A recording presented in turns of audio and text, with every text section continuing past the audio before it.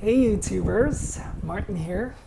So on this video, I will be discussing my work and kind of my workflow. It is Work Wednesdays. I know I have a little bit of a lag in posting the content, so when you view this video, it might not necessarily be a Wednesday, but it is kind of the path that the format that I tend to do with these videos. So Work Wednesdays is me talking about the work that I do and kind of the inside machinations of what I do. I'm also wearing my figs, woot woot, because as you know, in addition to being a psychotherapist, I'm also a nurse. So I am bringing out the swag, the nursing swag, because it is Nurses Week. Oh my goodness. So before I even talk about my current job, I want to recognize all of the nurses out there. I love you. I love y'all. Just the work that we do is so important. Not just now in the current state of things with COVID. We have always been a critical part of society. I think nursing and nurses are just vital to how society functions, right? We are out there along with the physicians and the RTs and the other, all of the healthcare professionals.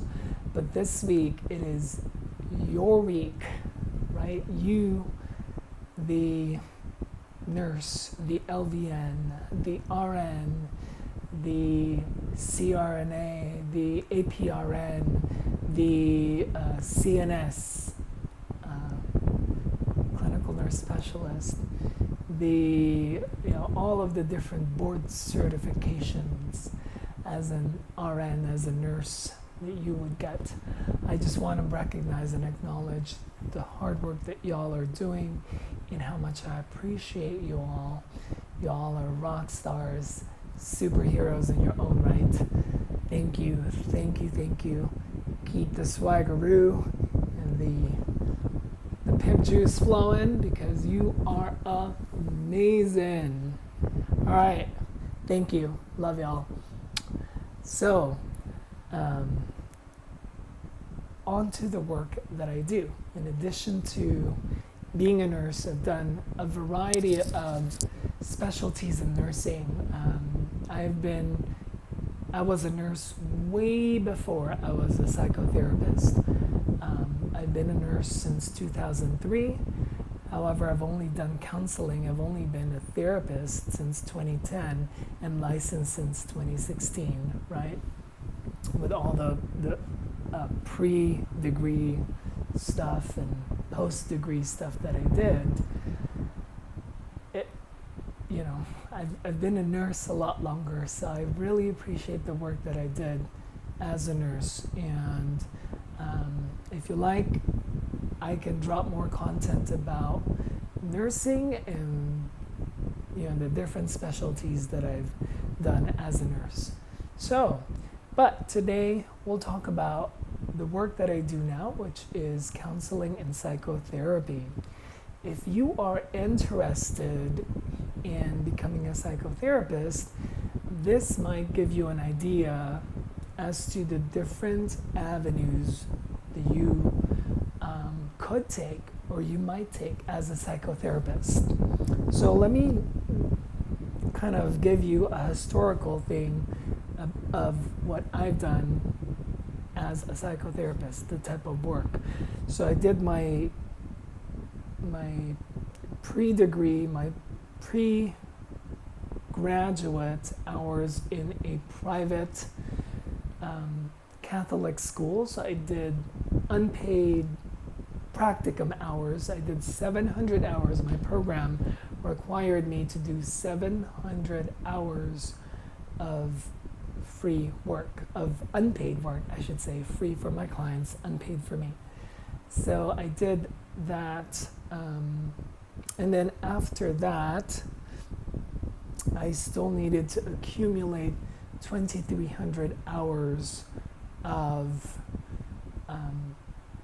postgraduate pre-licensure hours. So I spread that out. I had this kind of wild idea, right? In grad school, I was like, oh my God, I'm gonna get all of my 2,000 hours in 1 year. That was just kind of in my head, this fantasy and this kind of idea that I had that was not altogether realistic. I didn't realize while I was in grad school that it would take a lot longer for me to complete those 2,300 hours, because you can't just work a 40-hour week and count all those 40 hours toward your licensure, toward your hours.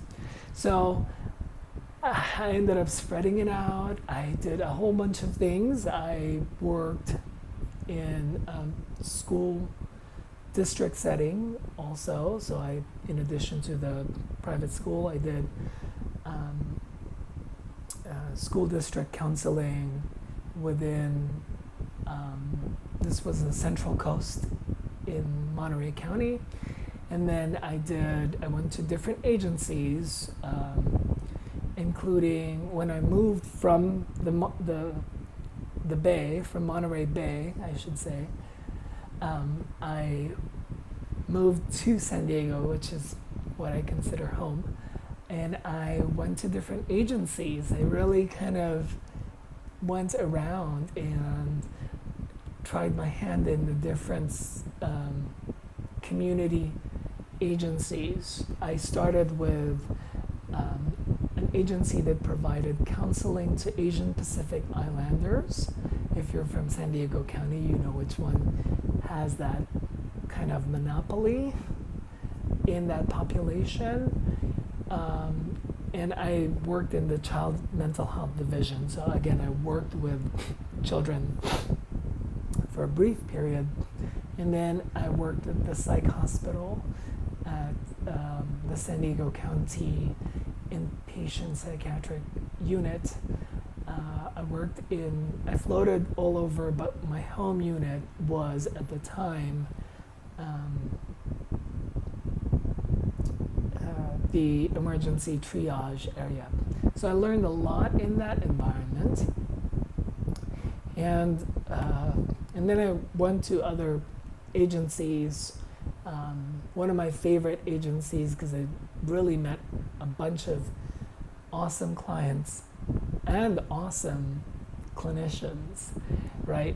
I'm not going to mention the company name, but I worked for an assertive community treatment program, and I met up with one of my favorite program administrators there, and I was a clinical team lead.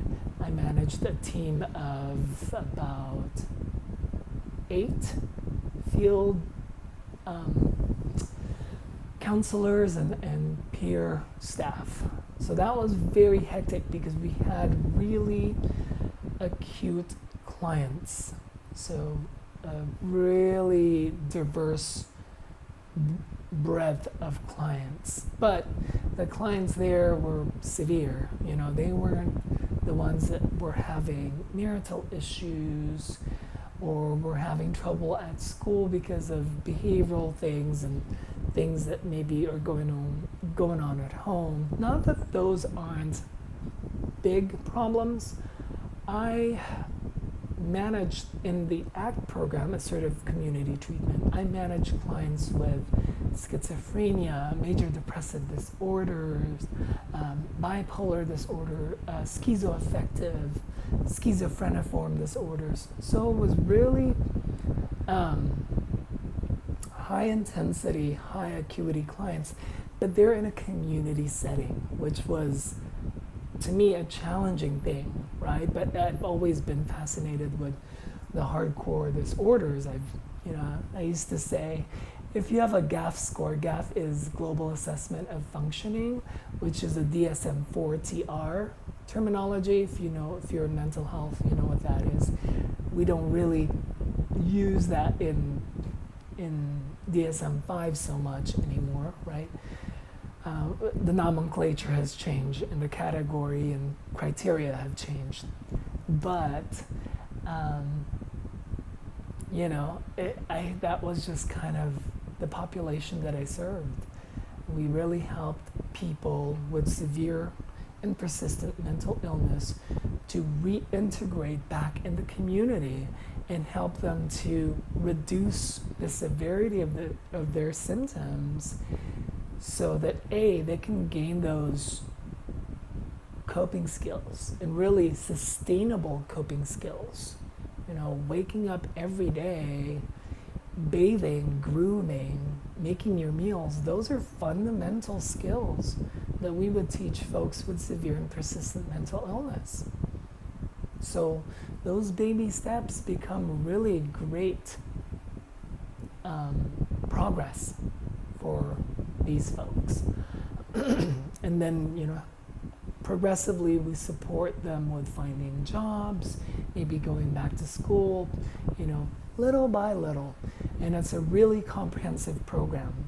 We have substance abuse counselors, AOD counselors, we have peer support specialists of many variations, we have housing specialists, we have employment specialists. So it's really this kind of wrap around to the nth degree, right, level of support that we've provided for the people in the community. And we also have psychotropic services, medications management services. We had an NP in-house, NP or psychiatrist in-house that provided those services. And we also have nurses in these programs.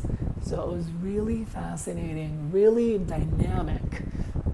It was not conventional. It wasn't like a four-wall brick and mortar therapy, nice IKEA mid-century modern furniture in there, even though we had a really awesome office, by the way, in Mission Valley. We had a really smashing office. But that wasn't the point. The point was you're out in the trenches, down and dirty, out in the community looking for homeless people sometimes that are clients, in checking in on them. It's really this human, intense contact that, in my opinion and in my experience, is transformative. Not only did it transform, I hope, the clients that I served out in the community, but it also transformed me into a different clinician. It gave me a different perspective of what therapy looks like, which was brilliant, like amazing. Now, fast forward to current practice. So I see clients via mobile web-based therapy. I am a Talkspace contractor, so I work with Talkspace.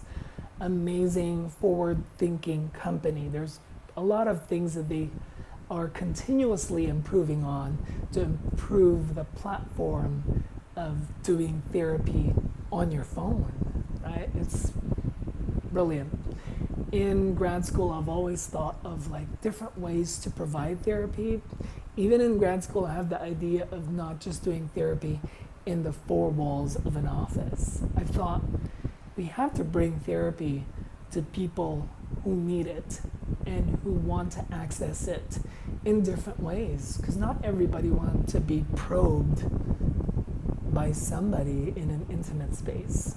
And if you're a traditionalist, that is a perfect setting, one-on-one, face-to-face, in nice cozy furnishings with a library of, awesome books and the degrees behind the therapist, right? But that's not always feasible for people who maybe live out in the sticks and they don't have a lot of support. People that live out in environments where, they may not have access or the ability to physically go to the therapist, to the clinician. So it's really a novel idea, and it's an idea that I really like. So I do work for Talkspace, and I serve clients both in Texas and in California because I am dually licensed. This one it shows my license in California. But I have, my Texas license is in one of my private practice offices in Chavano Park. I also contract with a group in Chavano Park called Garcia's Wellness and Family Center. They changed their name, so I had to think about it. So yeah, I provide more of a traditional face-to-face office type of counseling. So that is more of a traditional type of therapy. I also contract and do more of a wellness. It's not so much hot and heavy therapy that I do, but I also contract with another agency, and I provide wellness support, counseling, coping skills, more of a brief short-term counseling to a group of tech industry staff. So it's kind of like, it looks very posh in there. It's very hip, youthful, energetic environment. When you go in there, they're playing like pop music and jamming. Sometimes they'll have like 90s and 80s in there. And you walk in there, it's very, very posh. And it's a tech environment. And the people that I see are the workers, the team members that manage the tech operations. There's a privacy NDA that I can't really disclose too much about the company, but it's a really, again, different setting in providing therapy, which I really appreciate. It's really fascinating type of environment to be doing therapy in. So that is, I still provide my skills there. I do a little bit more cognitive behavioral therapy, which is providing a lot of coping skills, a lot of symptom management. How do you manage your anxiety when you're at work, or how do you manage your depression or your anxiety and try to compartmentalize parts of your life when you're going into work and you're exposed to stress. So that's the type of work that I do currently. If you're looking at a career in mental health in general, or to be an advanced independent practitioner, like a licensed level practitioner, feel free to post me a comment, like it. If you don't like it, that's fine, but send me a comment as to why you don't like it or why you like it, and hit that subscribe button down there to get updated content about all these fascinating things that happen in my life that maybe is happening in your life too. So, as usual, I appreciate you. Again, happy Nurses Week, awesome nurses. Have a wonderful, wonderful day. I will see you on the next one. Bye.